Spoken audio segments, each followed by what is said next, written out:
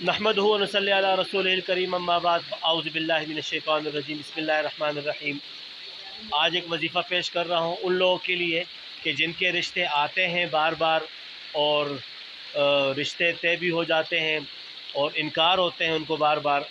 और बाज़ लोगों का तो ऐसा होता है कि रिश्ते आते हैं, देखते हैं, चले जाते हैं, और बाज़ तो ऐसे हैं कि रिश्ते हो भी जाते हैं लेकिन आगे शादी के जब वक्त आता है तो रुकावटें आती हैं, बंदिशें आती हैं।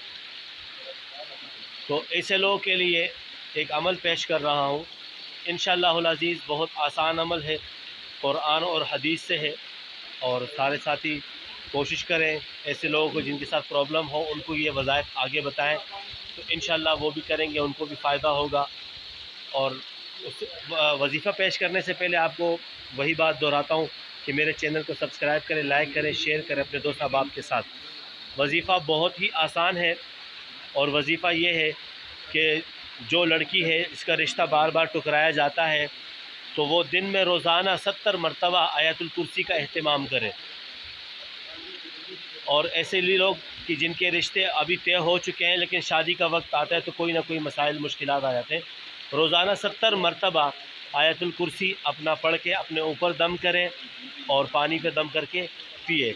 और इसके साथ साथ जो है सूरह यूसुफ एक मरतबा उसके साथ पढ़े। इंशाअल्लाहुल अज़ीज़ आप देखेंगे कि आपके अच्छे रिश्ते आने भी शुरू हो जाएंगे, रिश्ते लगने भी शुरू हो जाएंगे, और आगे जो रुकावटें हैं शादी में, किसी चीज़ में भी कोई रुकावट है, इंशाअल्लाह वो रुकावट भी ख़त्म हो जाएगी। जज़ाकल्लाहु खैर। अस्सलामु अलैकुम व रहमतुल्लाहि व बरकातुहू।